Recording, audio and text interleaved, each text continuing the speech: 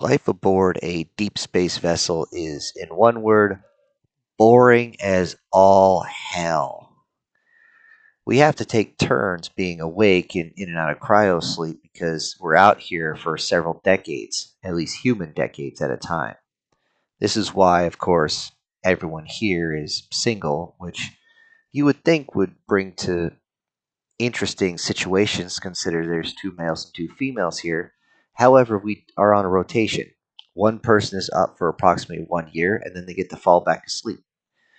We're going to be out here for about 20 years, and that's a long time to be alone. Unfortunately, the only person you have to talk to is the AI. That being said, if we get a distress call or anything like that, we are to immediately wake up the crew. It was during one of my rotations that we found the stray. A stray is just a slang term for a lone escape pod.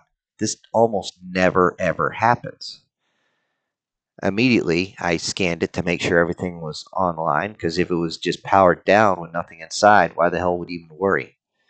Well, the scans came out positive that there were bio readings and the systems were still running just fine. So immediately, I hit the emergency wake for the rest of the crew, and they were not happy about it. As they stumbled to their feet from the quick wake up, which usually takes about an hour to 90 minutes, they had to do in about 15. To put in perspective for anyone not coming out of cryosleep, it's the idea of only getting 2 hours of sleep. The moment you hit REM sleep, you get up and you're all groggy as hell. Multiply that by about 50 or 60, and you get the general idea. As they all stumbled to the bridge, I informed them on what had been found, and to my surprise, nobody put up a fuss. I had already started the maneuvering so that we could pick it up.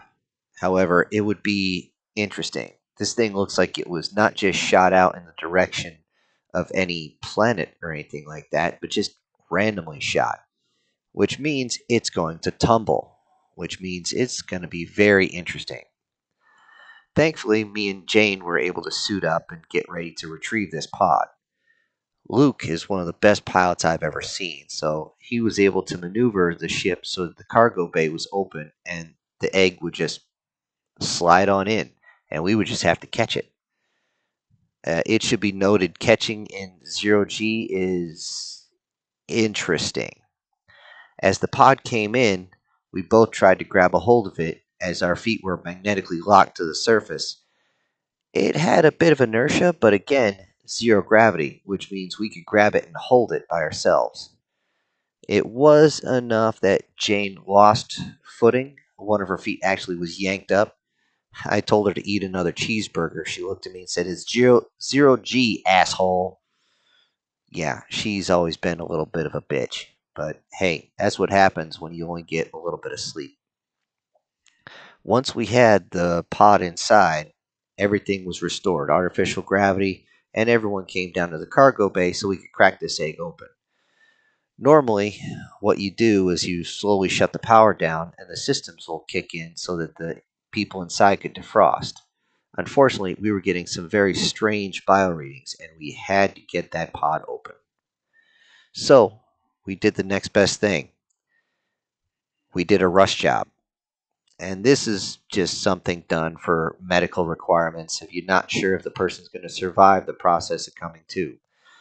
The side effect is they don't wake up usually for another hour. It's a bit of a shock to the system, so their bodies have to recover. To our absolute shock, when we cracked this egg open, we didn't find one person, even though the pod is designed for only one. We found two you know what? I don't want to say people. There was a human male and a female. The are surprisingly human in the way they look. The only difference is their skin is a very, very pale, back when I was on the ground, an infantry blue.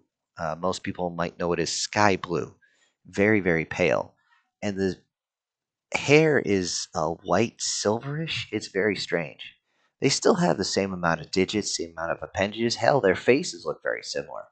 However, due to the fact that their planet is not considered a level 18 death world like ours and only a level 2, which is almost at the level of Paradise World, they're very, well, small. They're usually quite delicate.